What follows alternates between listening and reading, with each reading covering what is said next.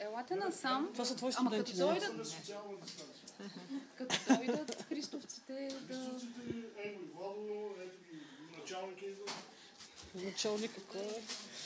Той има столове, колкото иска. Да, то ли? Ние? Да, ето започваме. Да. Ето, Кажеш как се работи с микрофона. Така. А къде се включва? Теди, как се включва микрофона? Как се включва? Казаха, че са включени. Добре, значи действай. Аз ще си проличи. Добре.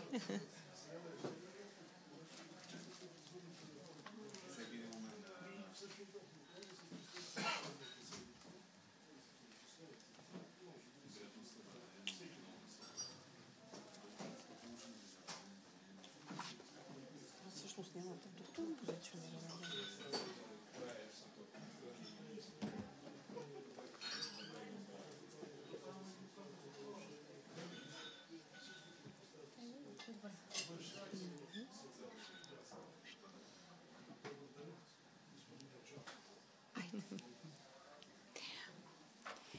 Здравейте на всички! За мен е голямо удоволствие да ви посрещнем тук на празника на книгата на Теодора Карамелска "Вярващ, но не религиозен".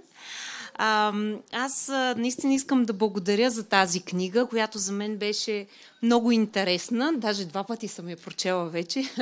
Но това, което първо искам да кажа и за предстудентите, че за мен това е един изключително добър теоретичен и методологически наръчник, който биха могли да ползват. Тоест, извън специалистите в областта на социология на религията, би бил много интересен, според мен, за тях много важна книга и се радвам, че е именно на издателството на Нов български университет.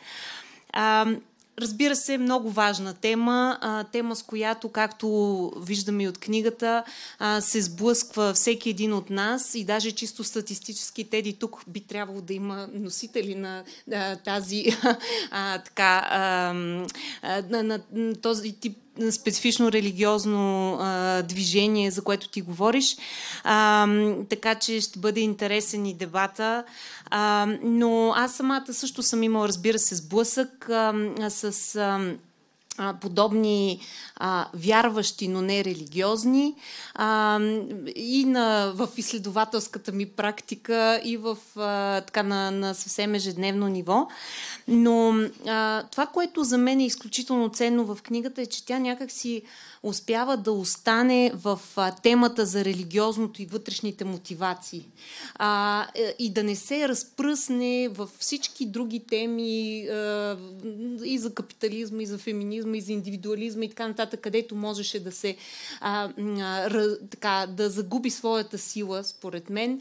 Струва ми се, че именно тази концентрация като обяснителни механизми на други социални явления е много ценна. И така, мисля си, че е изключително добро подбрано заглавие, да кажа. Не само защото респондентите, с които Теди е говорила, така се самоопределят, но и защото така си мислех и дори като етимологични определения на вяра и на религия, вярата винаги е свързана с доверие към нещо, с посвещаване на времето, на живота си в нещо, с някаква такава виждане на невидимото зад видимото. Докато религията е свързана с връзка конкретно в християнството между субект и субект, между личност и личност, нали, както човек представлява по Божия образ и подобие. И наистина това вярващи, но не религиозни, за мен е много точно пипнато заглавие. Безкрайно интересна и безкрайно за мен също важен подход към темата през тези разкази на респондентите, биографичните интервюта. Струва ми се изключително ценно като подход и беше много интересно. Успяла си да направиш обобщени образи. Когато четях и цитатите от интервютата, се сещах веднага за примери от моето обкръжение, хора, които биха казали абсолютно същото, и това е безкрайно ценно. Сега ще дам думата в началото на доцент Галина Галина Гончарова, която е дългогодишен преподавател в катедра теория и история на културата към Софийския университет, и която така има задълбочени интереси и изследвания в областта и на социология на религиите, и в устната история, и в така алтернативни религиозни практики, така, етика на грижата и така нататък. Много полета, но след това естествено ще дам думата и на нашия автор, главен асистент Теодора Карамелска, която преподава тук в Нов български университет и е научен сътрудник в Института по философия и социология към Българската академия на науките, както и заместник главен редактор на списание Социологически проблеми и много важен преводач в областта на социалните науки от немски език. Така че давам думата, те ще кажат своите впечатления и след това ще отворим полето за дебати. Мисля, че ще има такива. Благодаря. Така, обръщам се. Веднага ще започна с това, че както всички много добре знаем, жанрът на представянето на книга е вече толкова утвърден и смисъл толкова традиционен, че неизменно, за съжаление, е свързан с малко или много възпроизвеждането на клишета или въобще вкарването в употреба именно на тези представяни на самите автори, както и на представяне на книгата в нейния в различни интерпретативни полета и в различни възможни прочити. Но отвъд това аз ще си позволя, именно с оглед на духа на книгата, по-скоро да говоря за биографичната свързаност, така да се каже, с тази книга по някакъв начин, както и за дискусионното поле, широкото дискусионно поле, което тя отваря и което на мен ми се струва важно, особено в български академичен контекст. И ще започна с това, че Теодора Карамелска, всъщност, тъй като чухте тези наистина, когато известно отнемане от времето за представяне на книгата за участниците в нейното представяне, т.е. на моите занимания с устна история, моите занимания с социология на религията, които смея да твърда са твърде скромни и които категорично тук някак си ми се иска да кажа, че имат връзка именно с тази книга и с нейния автор, защото Теодора Карамелска беше човекът, който ме въведе в полето на социология на религията и в голяма степен и в полето на устната история. Тоест, на нея дължа, така да се каже, моят блуждаещ интерес по тези теми, все пак да придобие някакъв фокус и най-малкото да влезе в различни традиции, наистина интерпретативни традиции, които да поставят въпроса за това какво е религиозност, какво е набожност, какво е холистична спиритуалност, алтернативна спиритуалност, алтернативни религиозни движения, нестандартни верови подходи и така нататък и така нататък. Тоест, влизането в едно поле с един много важен терминологичен апарат, който от една страна пази дистанция от теологията и от големите теологически традиции, от друга страна се опитва непрекъснато да се актуализира, да се усъвременява и да превежда на един научен социологически и антропологически език, в голяма степен също така, разбира се, и културно-исторически език, преживяванията, свързани с трансцендирането на, да кажем, на личността, ако въобще можем така да използваме едно от най-общите понятия за това какво е да си религиозен или какво е да си духовен, спиритуален, набожен и така нататък. В каква степен ти трансцендираш себе си или се свързваш с нещо, което отвъд конкретния ти ежедневен материален опит.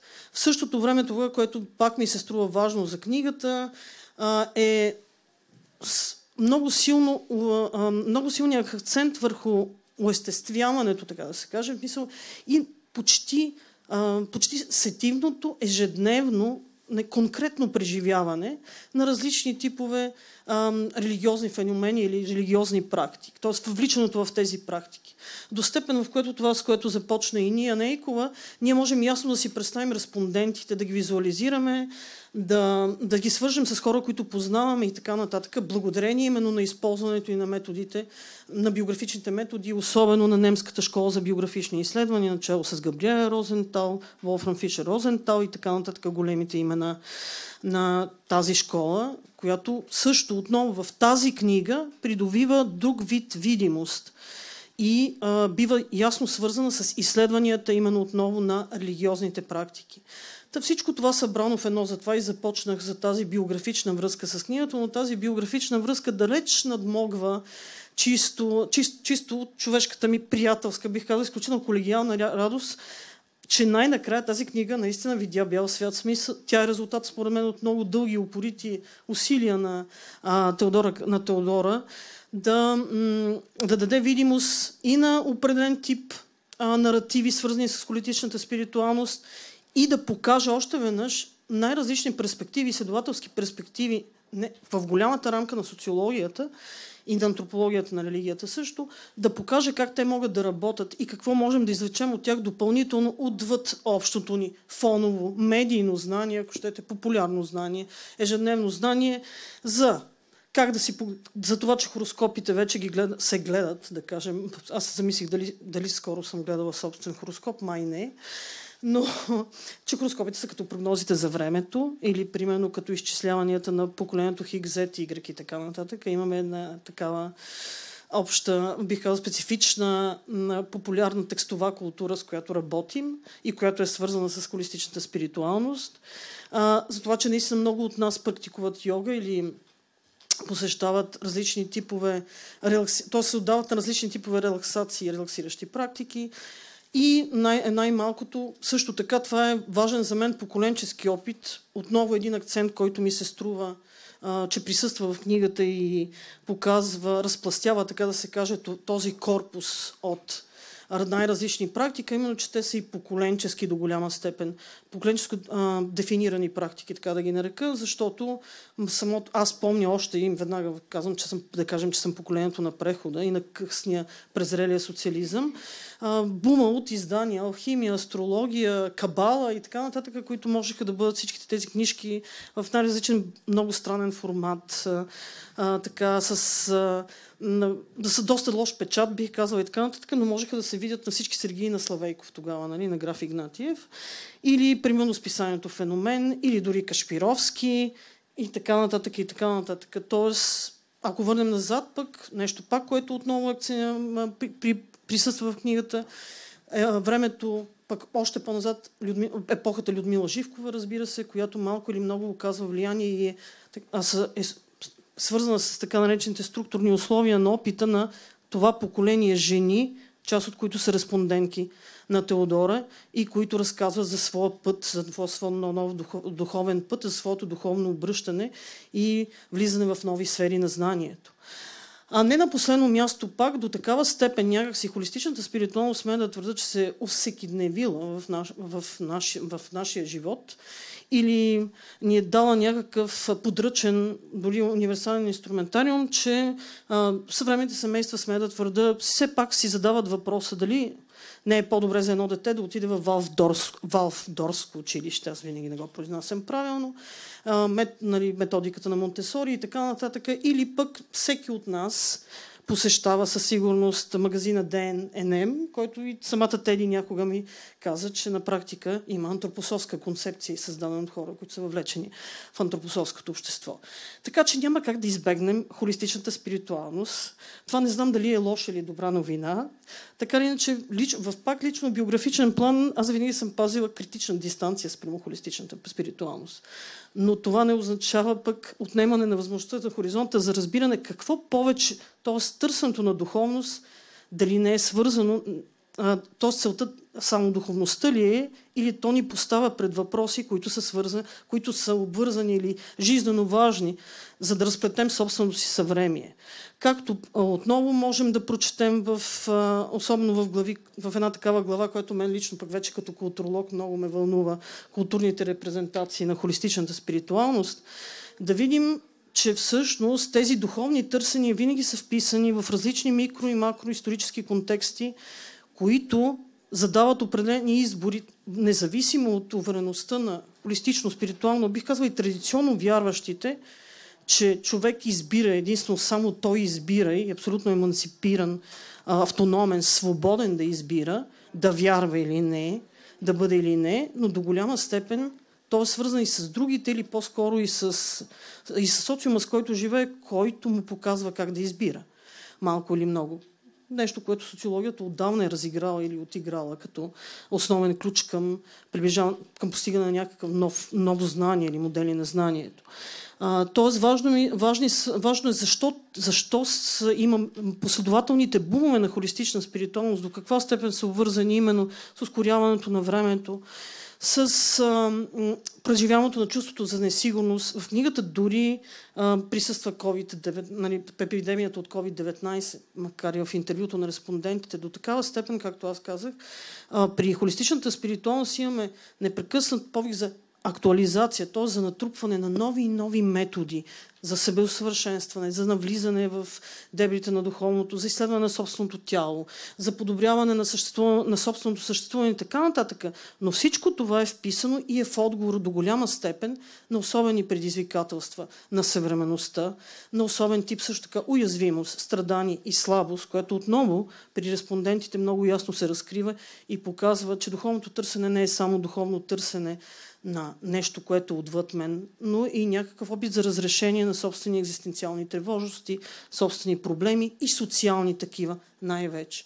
Така че много може да се говори за книгата на Теди, но и много въпроси възникват, защото тя и разиграва в особен тип опозиции и търси тази, бих казал до голяма степен, когато говорим за New Age, когато говорим за нови съвременни религиозни движения, когато говорим за мистика и така нататък, това са все теми, в които винаги остава някакъв отново, как да го нарека, концептуален реликт, смисъл остатък, който не може до край да бъде разплетен в кавички.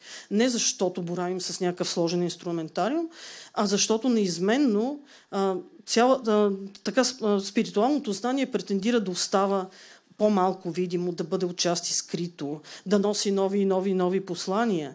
Но отвъд това, нашия опит да го уловим с чисто научни средства или дори с, както се вижда, че много добре работят биографичните методи, показва, че отново ни въвежда, така да се каже, в друг тип, в смисъл странично знание, както ви казах, за човека и за неговия социум в много по-екзистенциален план, отколкото можем да подозираме. Това, което ми се вижда като важни опозиции, които се появяват в книгата, и с това ще завърша и мисля, че те са подходящи за дискусия, че от една страна, както многократно се отбелязва, холистичната спиритуалност е свързана с претенцията за свобода, за свободен избор на начина, по който ще изразявам собствената си религиозност, собствената си вяра, но в същото време се произвеждат стандартизирани верови наративи. Тоест, от хората, които, и аз ще дам пример отново с мой по-скоро респондент, един от моите респонденти сподели, че ние, тези, които сме духовните хора, винаги се разпознаваме. Винаги говорим на един и същи език, което идва в пряка подкрепа на тезата за стандартизираните веровите наративи. Някак си има знаци, по които се разчитаме и се познаваме. А в същото време сме свободни, индивидуални, еманципирани и избиращи винаги и така изразяващи оригинално, така да се каже, своята личност и своята оригинална религиозност, тази силна претенция на холистичната спиритуалност. Това е една много важна, ми се струва, опозиция. Другия интересен момент е с постигането на баланс, на интеграция, на хармония, на така свързване с аза в себе си и в същото време разрояването на тези азове. Било то чрез вярата в прераждането, в хилядите превъплъщения, през които преминава или не преминава тази аз или жизнена енергия, която имам, или нещо, което се разтваря в всемира и така нататък. Тоест, от една страна, отново виждате претенцията за хармония и баланс и също така фрагментирането и мултиплицирането на тази азовост до степен на изгубване наистина в някакви свръхмистични преживявания. И важният момент, много често също холистичната спиритуалност е подчертавано това, че тя носи не просто свобода, тя позволява на абсолютно всеки, т.е. един вид премахва религиозните неравенства, така да ги наречем малко или много, всеки да е в състояние да интерпретира свещени текстове, всеки да е в състояние да произвежда някакъв модел, който да поднесе на останалите за усъвършенстване.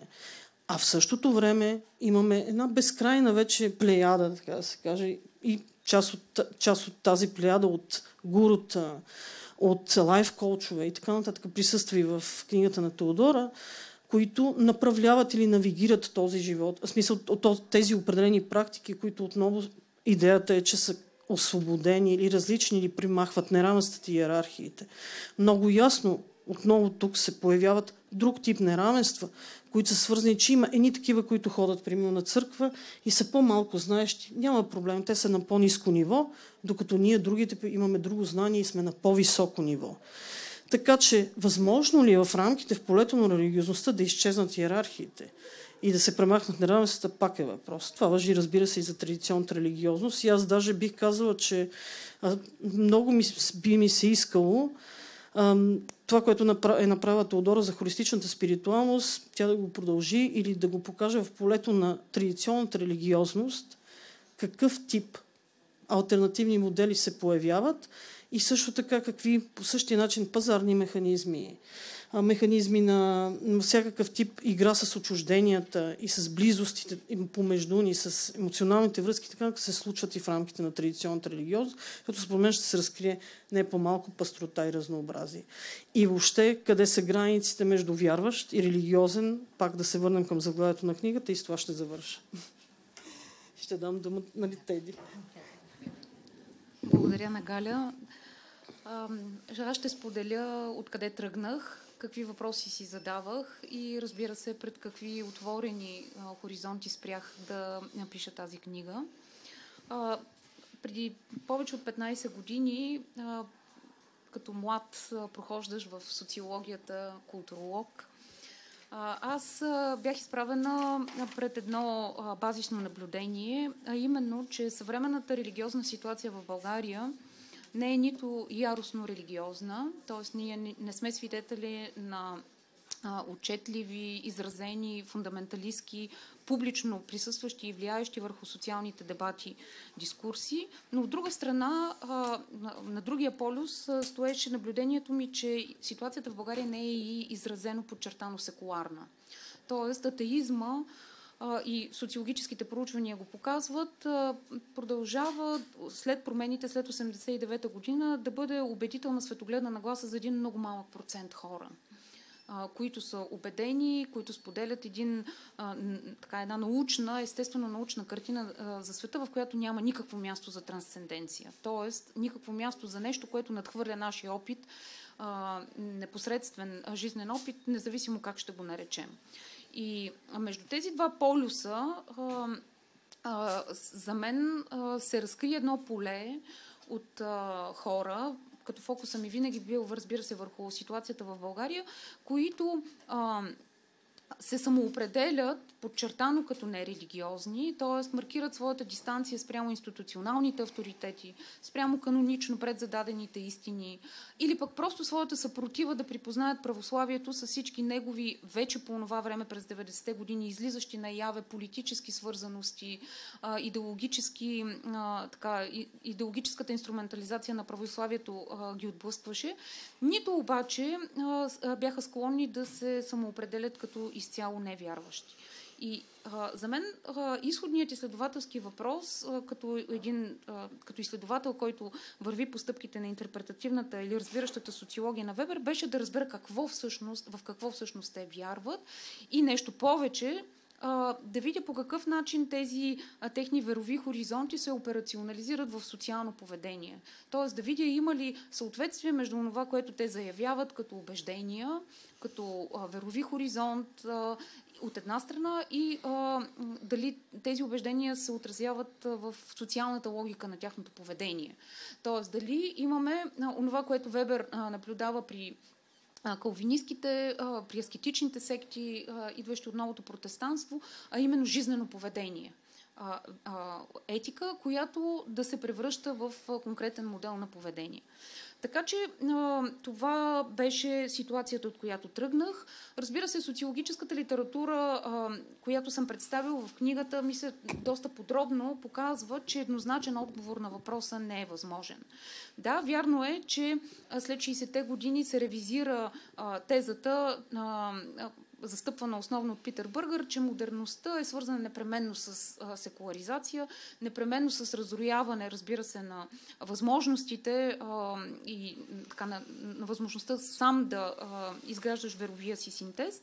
Но, както през 70-те години западните изследователи наблюдават, това не означава непременно, че религията изчезва от жизнения хоризонт на европейците. Да, вярно е, тя се маргинализира, вярно е, губи своите монополни претенции да задава единни, истинни отговори и така нататък, да санкционира онези, които са инакомислещи, защото знаем, че модерността, особено късната модерност, е устойчиво наличие на разномислие. Това много обичам да го повтарям. Устойчиво наличие на разномислие, което ние трябва да договорим помежду си, включително и в религиозното поле. Но това, че тя губи тези монополни свои институционални позиции, не означава, че не придобива нови социални форми. И за мен като социолог беше интересно да видя какви са тези нови социални форми, кой присъства в тези нови социални полета, които, и тук вече трябва да кажем това, са в много по-голяма степен социално невидими, отколкото традиционните култове и религиозни системи. Защо са невидими? Защото първо, разбира се, дистанцията от теономос е важна. Дистанцирам се от така предзададените ми представи за божественото. Аутономос идва на мястото, азът, който решава в какво точно вярва, и съответно пространствата, ритуалите, местата на среща стават различни. Тези места на среща обаче са трудно достъпни. Ние като социолози, знаете, не се опираме на някакви предварително приети истини, а се опитваме да реконструираме гледната точка на самите респонденти. За да я проследя, аз трябваше да бъда в холистични центрове, трябваше да бъда в балетни зали, дадени под наем, за да се случи семинар по самоосъществяване или отваряне на някакви чакри. Трябваше да интервюирам хора, при това не по един предварително зададен въпросник, а по-скоро да ги интервюирам така, че да проследя генезиса на техните нагласи.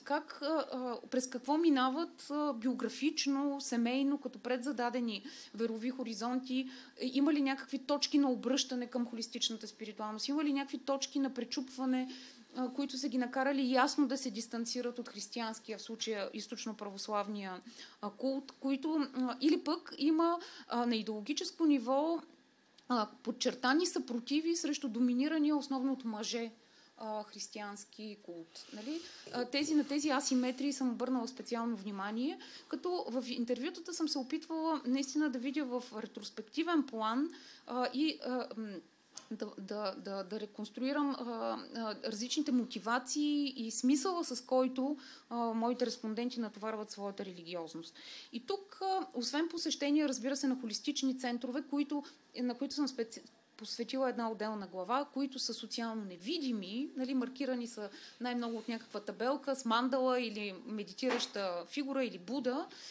Те са се разроили в градската среда, по някакъв начин са прекартографирали, ако искате, спиритуалните маршрути на моите респонденти, които посещават храмовете, но само на определени празници, но иначе всекидневно, да кажем, прибягват към услугите на лайф-коучове, гурута и всякакъв друг тип нови духовници, както ги нарича Пиер Бордьо. Разбира се, също важно място са холистичните фестивали. Нали? Една нова форма, която е придобила експоненциално нарастващи размери, на краткотрайно, в рамките на няколко дни, събиране на едно място на хора, които предлагат цял спектър от холистични практики. От семинари за самоусъвършенстване и йога, медитации до нови педагогически методи, разбира се, нови методи за лечение на душата, на духа, тялото и душата, а именно на това холистично единство, което представлява човека в парадигмата на холистичната спиритуалност, което християнството е загърбило, християнството е разделило дихотомично на душа и тяло, оставайки да се грижи само за спасението на душите. И тези фестивали са много интересни, защото са изключително посещаеми. Те представляват нещо, като Бордьо би ги нарекал религиозни пазари, с множество конкуриращи се предложения за финалния смисъл на нашия живот, за смисъла на нашето съществуване, за пътищата, през които можем да минем, техниките, по които да усъвършенстваме движението си по този път. И те за мен са една нова социална форма, която със сигурност заслужава много голямо внимание. В България има много такива фестивали, аз съм ги описала тук в една от главите. Специален акцент, разбира се, съм поставила и върху жените. Дълго се колебах дали да не изведа жените в някаква привилегирована позиция. Като изследовател по-късно се отказах, но достатъчно е да видим всички национално представителни и световни и български изследвания, за да видим, че в холистичната среда преобладават жените. В йога курсовете, в консултативни, медитативни и всякакъв тип друг групи, жените присъстват много устойчиво, не казвам, че са основни, но преобладават като брой. Това също беше един важен изследователски въпрос за мен. По-религиозни ли са жените? Или тук наблюдаваме трансформации в социалните роли и в социално-половите предзададени роли, които са интересни и които особено в късната модерност извеждат жените в много по-овластена позиция, отколкото дори в класическата модерност, началото на 20 век. Обаче ги поставят пред задачата да поемат тези или да ги отхвърлят, разбира се, радикално, социално-полово предзададени или наложени идентичности, или да ги поемат, да продължат да ги изпълняват по един нов начин. Тоест, от една страна те да продължат да бъдат онези, които се грижат за семейството, за здравето на всички членове на семейството, за възпитанието на децата и така нататък. От друга страна да бъдат активни, нали, да вземат професионални, социални позиции, които до този момент са им били отказани. И тук големия въпрос, и той следва две логики на разгръщане в книгата, е съзнателна ли е съпротивата на жените срещу доминирания, основно от мъже, иерархично структуриран християнски култ, или по-скоро това е изплъзване, един техен опит да се изплъзнат от позициите, които източното православие им определя, намирайки нови свои полета, в които да разгръщат умения, да намират приемане, да намират разбиране за новите дилеми, пред които са поставени, докато се опитват да жонглират с всички тези задължения, които имат. От една страна, поемайки грижовния труд, нали? Българката не се отказва от грижовния труд. Тя продължава да се грижи и за семейството, и за по-възрастното поколение и така нататък. Същевременно обаче да има предизвикателства в чисто публичен план, които я карат да търси опора, да търси консултация и от тук, разбира се, да търси препотвърждение на новите си социални роли. И това много често се придобива като усещане, друг е въпросът доколко тя е устойчива, за стабилност именно в холистичната среда. Именно в това, нали, в една среда, която социолозите дефинират по различен начин, аз съм изброила всички възможни, нали, които съм събрала парадигми, но една среда, която е неиерархична, в която се сяда в кръг, в която се медитира заедно, в която всеки има възможност да подбере, без да бъде цензуриран или без да има рестриктивно отношение, когато се отклонява от определен път, да подбере своите верови съдържания, да подбере отговорите на въпросите, които си поставя.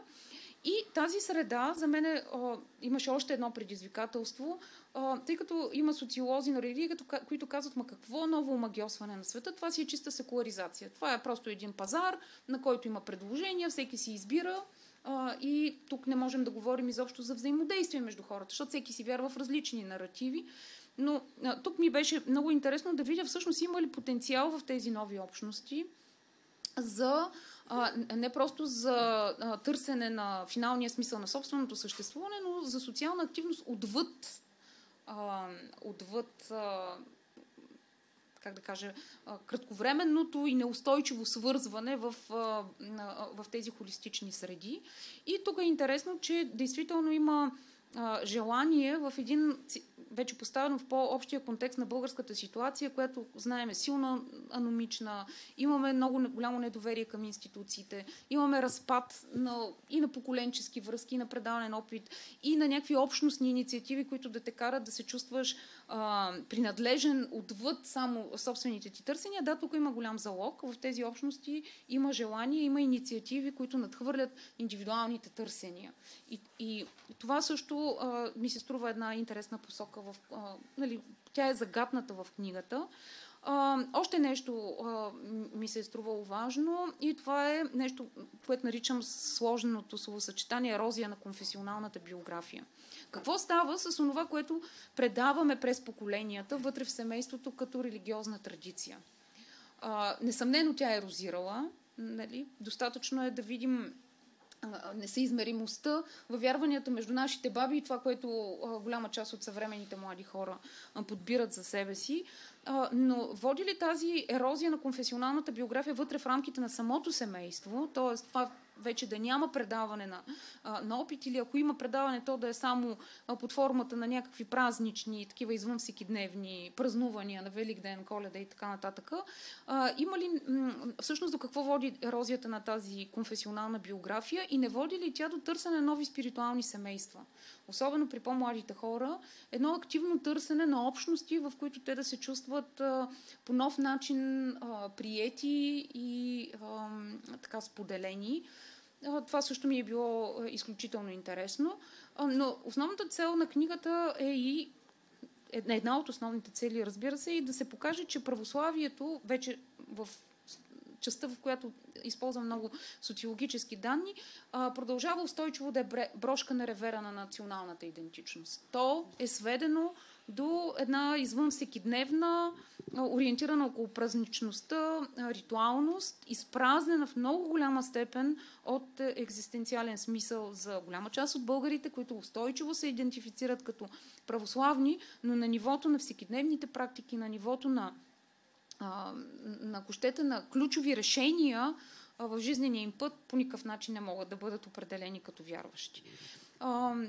Така че това са някакви неща, които сега съм си маркирала. Една много отчетлива, антииерархична нагласа, една устойчива дистанция от религиозните авторитети, едно желание сам да зададеш смисъла, посоката на биографичната си траектория, да я осмислиш в ключ, който да е несравним с този на останалите. Ние днеска даже с професор Канушев точно за това си говорихме. В късната модерност се наблюдава едно желание, подчертано желание да си различен, да си уникален, да си неповторим. Нали, това, което германският социолог Андреас Реквиц нарича сингуларност.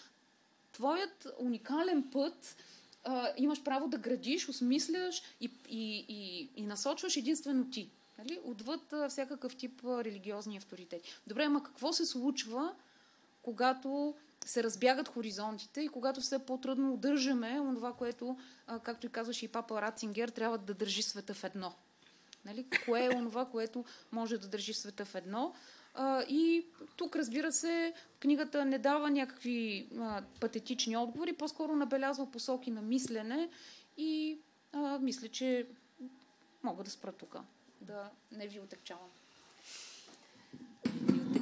Не ни отекчаваш, Теди. Сега ще дам и думата за въпроси и наистина само да потвърдя, че книгата всъщност не за мен оставя точно тези белези на многото противоречие, защото ти каза търсенето, примерно, на абсолютна уникалност, паралелно тези повтарящи се наративи. Или избягването от общността, нали, в индивидуализма, но същевременно търсене, включително и на някакви иерархии, както и Галина спомена, за гурута, лайф коучове и така нататък. Нали, това огледало между православните възгледи и холистичните възгледи един за друг. Тези постоянни предефинирания и на тяло, и на идентичност, общност и така нататък, бих казала, че книгата седи в най-хубавия смисъл, поставяйки тези противоречия през цялото време и теоретично и методологично, и задава изключително много въпроси. Предполагам, че ще има сега реакция, да коя давам думата за така въпроси, коментари и да. Сега само ще социология на религиите и няма да не се чувствам компетентен да правя дълго изказване, а на всичкото отгоре имах възможност да говоря върху ръкописа на книгата по време на публичната лекция, която доктор Карамелска изнесе пред академичната общност. Това, което бяха казани основните акценти. Аз не бих могъл да имам принос към казаното от вас. Това, което искам да кажа, първо, че освен, че това е монография, това е хабилитационният труд на доктор Карамелска. Аз познавам хабилитациите на или поне основните колеги в областта на хуманитарните и социалните науки. Искам да кажа, че това е много, много сериозен и много стабилен хабилитационен труд и той не би трябвало да срещне каквито и да е възражения по пътя на подобна процедура. Това, което искам да обърна внимание, то беше казано малко или много. На едно макро ниво е това, че една изключително значима теоретична подготовка в областта на социология на религиите или да кажем на новите религиозни движения е изключително интересно и приносно засрещната с едно брилянтно владеене на качествените методи в социалните науки. Това допълване и напасване между теоретична перспектива и емпирични данни, според мен е едно от най-значимите достоинства на книгата и в частност биографичния метод и биографичните наративи. Аз препоръчвам на студентите извън тематиката на социология на религиозните движения да се опитат, четейки я, да видят как наистина на терен работят качествените методи в социалните науки, защото малко или много, като че ли все още остават някакви съмнения за тяхната евристичност и за тяхната надежност, и най-вече надежността и валидността на данните, получени от качествени методи. За мен тази книга е изключително постижение в тази посока. Въпрос. Да, въпрос такъв може ли не такъв за въображение. Ако Вебер беше сред нас и беше прочел книгата с контратезата за новото омагьосване на света, доктор Карамелска, какъв ли би бил коментара му? Няма да питам за Папа Ратцингер и за Питър Бъргер. Благодаря. Да взема ли думата сега? Да. Само да кажа, ако искате така, да, ако искате с натрупване, ако искате много набързо, само да кажа нещо за количествените методики и качествените методи. Полето на холистичната спиритуалност не позволява лесно да се правят наблюдения на регулярността, защото регулярност отсъства, на устойчивостта на връзките между самите практиканти, защото тя е фрагментарна и е на принципа влизам когато ми е приятно, излизам когато имам нови интереси. Самите пространства са трудно също достъпни. Това са обикновено бални зали, апартаменти под наем, превърнати в холистични центрове и така нататък.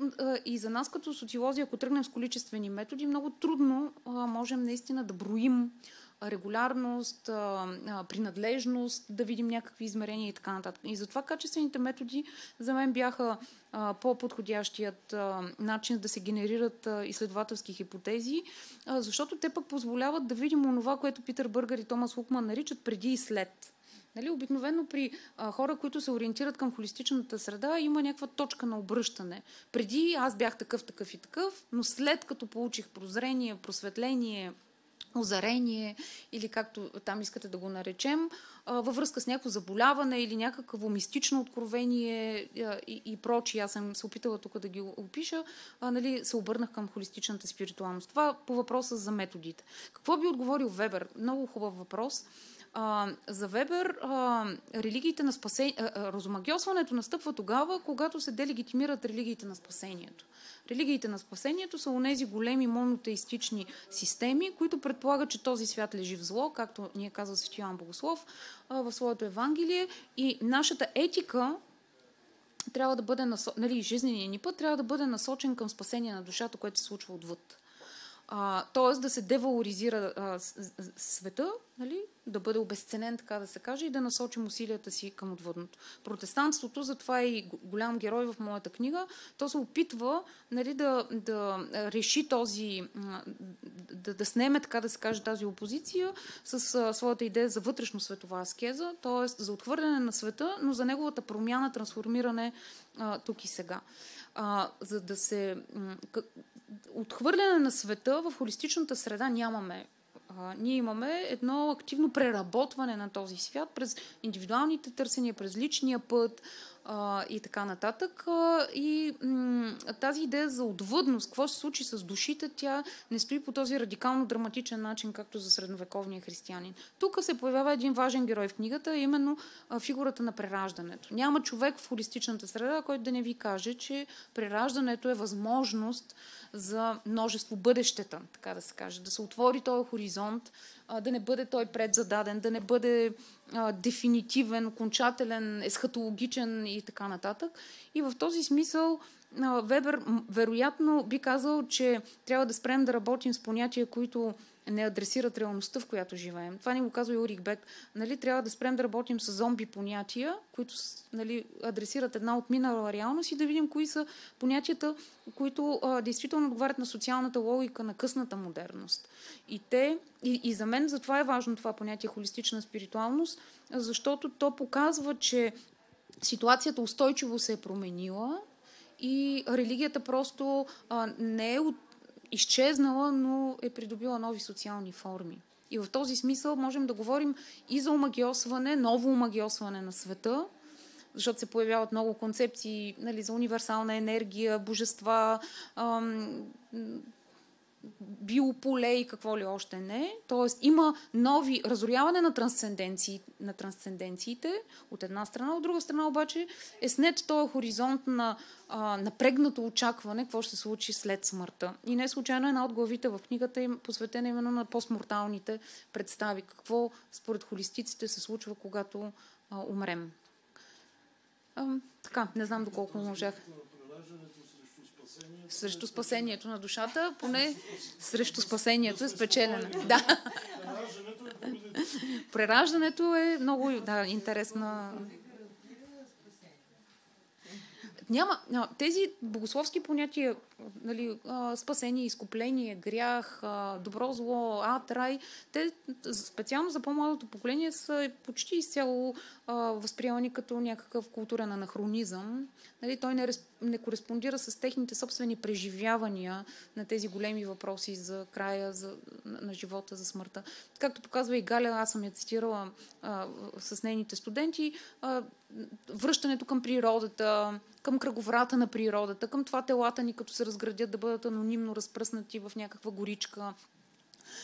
Нали, идеята за кремирането, разбира се, за полагането в реки, морета под формата на биоурни. Нали, това в момента експоненциално нараства като практики. Трупополагането и очакването, нали, за възкресение в, както се казва в символа на вярата, на мъртвите и живот в бъдещия век е заменено с нови, включително, пак казвам, и представи за живота след смъртта, които устойчиво нали, доминират и западноевропейски и българския културен пейзаж. В Великобритания има 200 крематориума. Нали, ние тук имаме непрекъснато желание за нови и нови, за да може пръхта да се разпръсне и да отиде в онзи. Когато аза се изчерпа, ние се връщаме сред природата. Но да, това, което искам да кажа е, че книгата не дава някакви ясни дефиниции, тя по-скоро маркира разнопосочността на проблематиката и да, не искам да очаквате някакви много ясни отговори на тези въпроси. Но със сигурност ще си задавате въпросите. Аз само исках да подкрепя това, което каза и с статистиките, които предлагаш, нали, по повод и младежите и техните верови концепции. Нали, от рода на, примерно, християни ли сте? Да. Вярвате ли в рая и ада? Не толкова, а предимно вярвам в рая, ако трябва да си избера, нали, вместо в ада и така нататък. Нали, тоест, наистина едно такова тотално много показателни статистики в това отношение. И другото, което мен като невероятна е главата за постморталните практики, много ме скандализираме самата, но това си мислех по повод дори това завръщане към природата, което те виждаха. Имаше това изследване на Галя, която е правила сред студенти културолози и техните възгледи за живота след смъртта, не, за погребенията, как се представят. И, да. Не съм малко яснота, в продължение на няколко години правя групови интервюта с студенти, които доброволно, разбира се, искат да участват.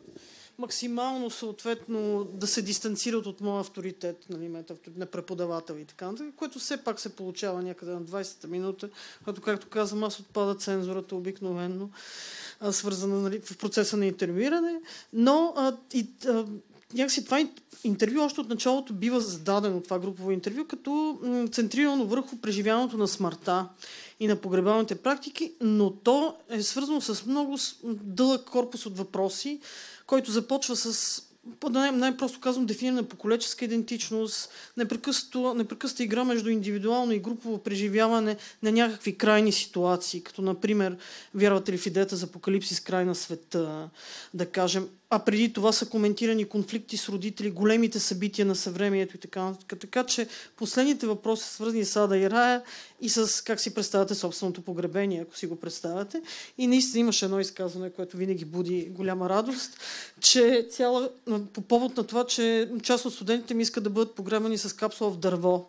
Т.е. пръхта им да бъде сложена в капсула в дърво. И една от студентките коментира, че цяла горичка ще направим от културолози. Тоест, това беше идеята, както и наистина мога да подкрепя по-скоро не вярвам в ада и рая, обикновено отговора. Вярвам в това, че наистина енергията, която се разпада, както и в прераждането повечето ми студентите, както и в кремацията.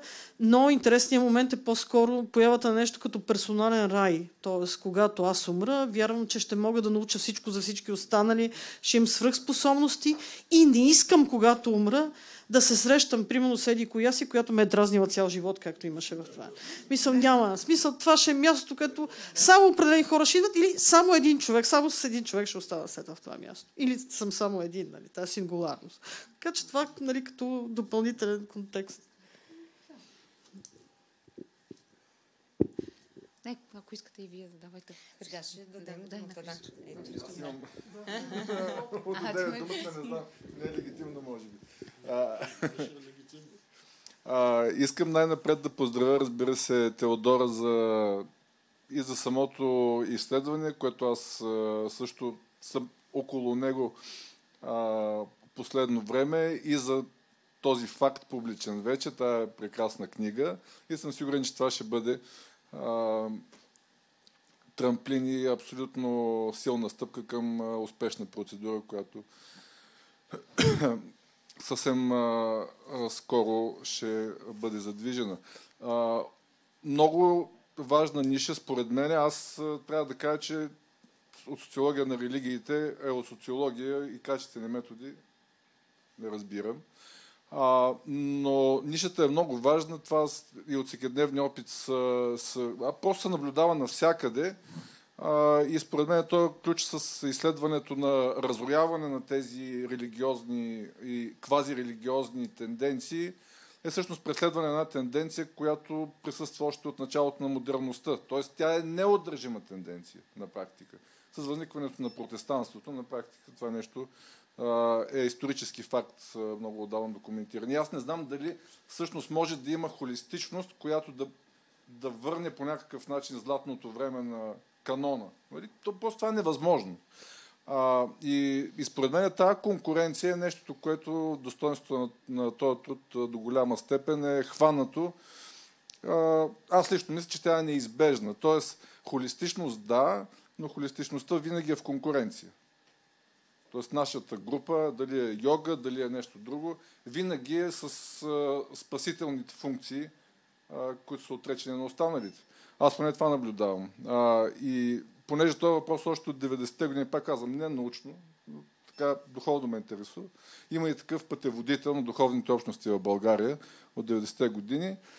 Да, много интересен. Може да се види пълното разнообразие. в този смисъл това изследване се вписва в нещо, което просто има страхотен потенциал. Поздравления. И не е въпрос. Дали известната теза, че има вяра без религия и религия без вяра, половината е илюстрира. Остава другата половина на Бергер. Да. Благодаря. Да. Няма.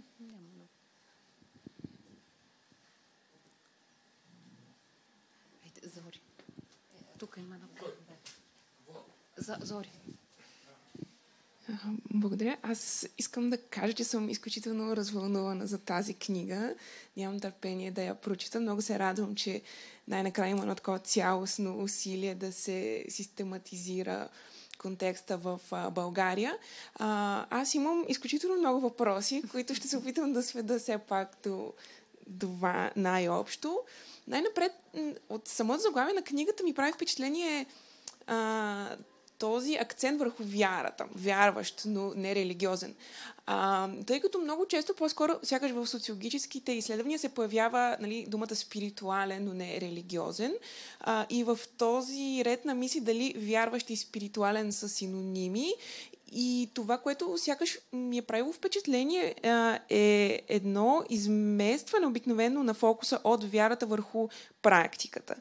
И дали това, че човек, например, практикува йога или че си чете хороскопа или нещо друго, е свързано непременно с вяра, в смисъл на някаква артикулирана убеденост в определен набор представи, която така доминира, или и в някакви други посоки може да се върви. И другото, което наистина адмирирам, е този опит така да се вкарат нещата все пак в някаква обща рамка, тъй като сякаш когато се говори за спиритуалност, тя е много силно доминирана от това, което Чарлз Тейлор нарича етика на автентичността. От този стремеж всеки да е уникален, изцяло еманципиран от авторитети, антиконформист и да си прави разни индивидуални бриколажи, които са съвсем нямащи общо с нищо друго. Но ние виждаме, от това представяне става ясно, че в крайна сметка има някакви общи тенденции, някакви общи наративи. И тъй като и Боурдио беше така въвлечен в дискусията, бихме ли могли да говорим от тази гледна точка за някаква форма на такъв спиритуален хабитус, т.е. в някакъв вид устойчиви диспозиции, които самите респонденти така манифестират и през които би могъл да се очертае някакъв, макар и идеален тип и хабитус на тези хора. Супер, много хубави въпроси. Благодаря, Зори. Зорница Христова, Петрова, извинявайте, асистент в катедрата по културология и колега на професор Владимир Градев, просто да те представи за нашите слушатели онлайн. Много хубав въпрос, защото той адресира, разбира се, дефинирането на това какво е спиритуалност, какво е религиозност, и аз на това съм посветила и цялата първа глава, т.е. опити да видим тези дефиниции нито са еднозначни, нито са окончателни, те подлежат на анализ, но спиритуалността в късната модерност, тя се позиционира като със своите съпротиви спрямо официалния култ, основно през емоционалната логика. Емоционалната логика на традиционните общности е предполагаща много по-голяма дистанция между мен, божеството и посредническата фигура на свещеник. Докато в спиритуалността адресира една топла, човешка, асиметрична близост, приятелство, това, което Макс Вебер нарича етика на братството. Нали? Онази автентична близост, която вярващите търсят помежду си и която те не намират по собствените им самоопределения и признания в традиционните култове. Една емоционална логика, която в много по-голяма степен... Какво? Манастирите. Която една логика, която залага на преживяването, на чувството, на много повече на това, отколкото на едно аргументирано и непротиворечиво излагане на принципите на вярата.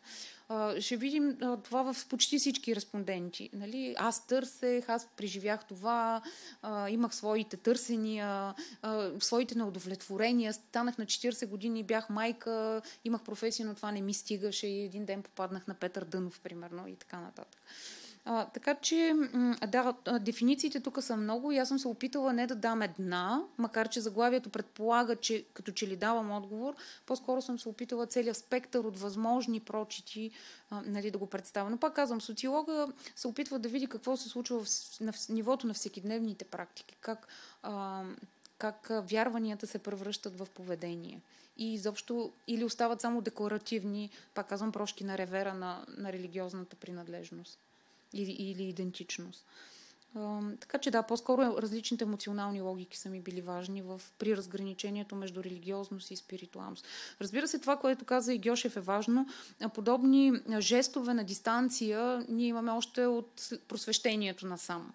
Нали, достатъчно добри познавачи има сред нас и на западноевропейския романтизъм и разбира се на контракултурите през 70-те години в лицето на New Age. Това, което е характерно за късната модерност, е, че тези контракултурни по своя заряд движения, включително в полето на религията, те вече са мейнстрим. Тоест, те са излезли от тази, така да се каже, субординирана позиция и днес са на нивото на всекидневните практики напълно легитимирани. Не е достатъчно да си пусне човек BTV и да чуе, нали, как еди кой си бил в ашрам или бил на духовно търсене в Тибет и така нататък. И за мен беше интересно да видя как това нещо се случва, как от субординираните позиции тази нагласа излиза и започва да доминира. Защото европейското изследване на ценностите, и тук нека да споменем и професор Фотев, който нямаше възможност да присъства, показва много ясно, че хората, които са склонни да са толерантни, това е много интересно. Някой каза, че всъщност не са толерантни общностите помежду си. Това не е така. Тук имаме един много силен хуманистичен патос. Щом ти вярваш нещо, аз нямам нищо против, няма, нали, да седна и да те цензурирам. Но тази нагласа, тя вече е мейнстрим, превърнала се в общия код на късната модерност. И за мен беше интересно да видя как това се е случило в български контекст, защото трябва да кажем, че нашата ситуация, колкото и да има паралели с западната модерност, все пак е различна. Ние тук излизаме от една тоталитарна система, в която православието е инструментализирано в много посоки, която обаче през 80-те години налага и алтернативни през Людмила Живкова интереси към окултни, езотерични, източни, хиндуистки и прочие практики. Тоест тук интелектуалните елити, така да се каже, от една страна се чувстват призвани да се дистанцират от православието като някакъв анахронизъм, нали, нещо домодерно, не преминало през реформация, просвещение и така нататък. И същевременно една интересна ситуация след 89-та година, в която пък православната църква се опита да извоюва нови позиции. На това също съм посветила една глава. Опитвайки се да си върне монопола над свещеното, но в една ситуация, която вече предполага да договориш това през аргументи, а не просто през догматик, на които трябва някакси сляпо да се подчиняваме. И в тази ситуация православната църква продължава да демонстрира като че ли правото да е единствен легитимен говорител на свещеното, подценявайки това, че въпросите, търсенията, несигурностите, уязвимостите на съвременните българи вече са много по-широки и много по-сериозни, отколкото тя с своя богословски категориален апарат може да някакси да отговори, да адресира, да има това живо общуване, което се предполага, когато човек си задава въпроси за финалния смисъл на живота. И тук тя, разбира се, влиза с една много интересна риторика. На нея съм посветила една глава за йога като азиатска наркоза, като бесовщина, като нещо, което е абсолютно чуждо на културната идентичност на българите. Опитвайки се, разбира се, да се саморазправи от едни привилегировани позиции с холистичната спиритуалност, но всъщност потвърждавайки, както и с Галя сме си говорили, че всъщност в лицето на новата спиритуалност църквата има един много сериозен конкурент, който ако иска да някакси да оборва, това трябва да стане наистина не само на нивото на идеологията, а на нивото на конкретни практики, убедителни примери за жива общност в православието, а не просто на анатемосване, както се случва много често. Нали? Йога, пътя към мрака е една книга, която, нали, показва точно някакси синтезирано отношението на православните. Тук пак казвам, като изследовател съм се опитвала да не вземам страна. Това не означава, че съм ценностно неутрална като изследовател, но по-скоро да реконструирам, пак казвам, мотивите, аргументите и социалните логики на различните актьори в религиозното поле, което е живо, динамично, влиза в конкурентни, разбира се, отношения и с други полета, като полето на медицината, икономиката и така нататък, и прави нещата за един изследовател много любопитни. Стига, съм говорила. И благодаря за хубавите въпроси.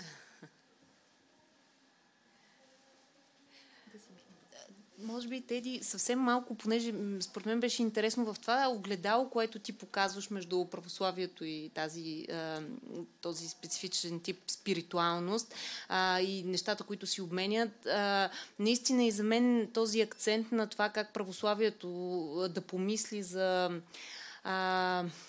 лидери, най-малкото, които да показват на практика някакви поведения, нали, това, което липсва на вярващите, но не религиозни, е изключително важна посока. И нещо друго, което ти показваш, и това амбивалентно отношение на тези носители на новите спиритуални движения, които някои от тях приемат съвсем спокойно християнството, са обърнати така като един от възможните източници на символни ресурси, а други, които така застават в доста враждебна позиция спрямо неговата институционалност. Но това, което за мен беше още по-интересно, беше, че пък по никакъв начин твоите респонденти не реферират към политико-културната ситуация на регионите, откъдето идват тези източни влияния. Мисля, че това е доста ценно също да се осмисли. Точно така. Това е много интересно, особено когато коментирам свещени текстове, нали, които се метафизически неутрализират, обезкостяват се, така да се каже, от историческата си тъкан, от контекстите на възникване и просто безкритично се вписват в един универсален код, който ще ни помогне по пътя към самоосъществяване. Тук рефлексията, тя ги отпада някакси задължението да рефлектираш върху културно-историческата ситуация, в която се заражда, развива и съществува днес будизма, хиндуизма и всякакъв друг тип такива практики. Тоест, вземат се текстове и те търси се някаква универсална тяхна ценност и се използват просто като кодове, които човек вече да си напасне, да си персонализира. Но по отношение на тези посреднически фигури, аз мисля, че при православието има голяма трудност, тъй като харизмата, извън всекидневната харизма на свещеника отдавна е бюрократизирана. Имаме един култ, в който свещениците са с определени задължения, нали, имат определен тип практики, които трябва да изпълняват и е много трудно, нали, в тяхно лице да се направи усилие да бъде разпознат един човек, който може да ме преведе в моя конкретен път. Много трудно ми се струва, че ще бъде това връщане към харизмата на свещениците. Просто тя се усекидневила в някакъв смисъл. Аз само тук вече няма да... Иска да се въздържа, но все пак ще го задам този въпрос, който по принцип е свързан с моя размисъл върху книгата и с това, с което завърших за миналото на границите между вярващ и религиозен. Ако си радикализирам въпроса и във връзка с тези, нали, харизматични лидери, възможно ли е традиционното православие да има такива? Първо, не почиват ли по принцип религиозните практики или заедно с холистичните спиритуални практики на емоционални логики? Тоест и в полето, защото изглежда много вече безобразно скучно, бих казала, на традиционното православие, особено сега, както го видяхме с тези страхове от мрака на йогата и така нататък. Но в самото поле на традиционната религиозност или на тази, която вярва в институционалното право, т.е. вярващите в църквата и така нататък, там също цъфтят подобни практики. Магически, в смисъл бих казал на крайно магическо християнство. Имаме други харизматични лидери отдолу, било те дали са баби, нали, в смисъл свързани още тази традиция на добросамарянството, която съвсем не все още имаме някакви реликти от нея в България, или с крайните версии на православието, търсене автентичното православие, връщането назад, създаването на православна мода и какво ли не с старообрядците. Старообрядците много по-малко, но старостилците в България. Тоест имаме и там доста голяма пестрота и разнообразие и според мен по принцип практикуването на Тоест имат корпус от верови истини винаги стои, но практиките неизменно променят. Тоест те са по правило много по-цветни, много по-забавни дори, понякога извикващи наистина, т.е. стигащи до комизъм. И то бих казал и при холистичните спиритуалисти, и при ортодоксално вярващите, така да се каже. Това ясно мисля, че се вижда.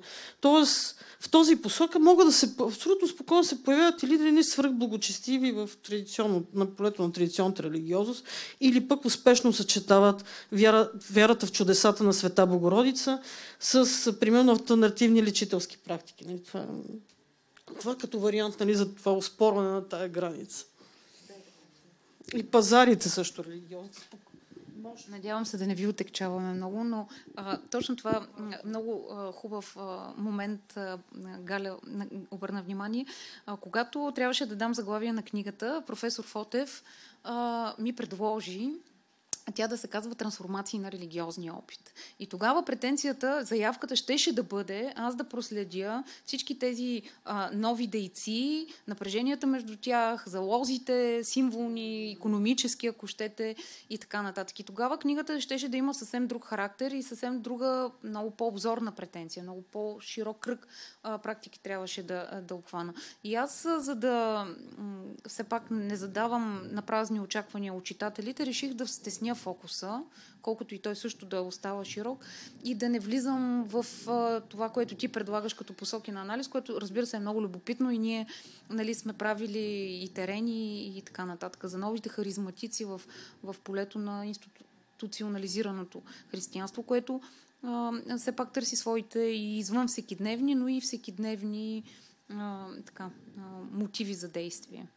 Но, пак казвам, отказала съм се от този по-широк фокус. То даже не е фокус, направо огромно поле за разсъждение. Значи имаш набелязани поне още 2-3 книги, да разбирам. Така че, добре, ако няма повече въпроси, мога да благодаря за всички ви за присъствието и най-вече на авторката за тази книга, която имахме да обсъждаме. Аз благодаря.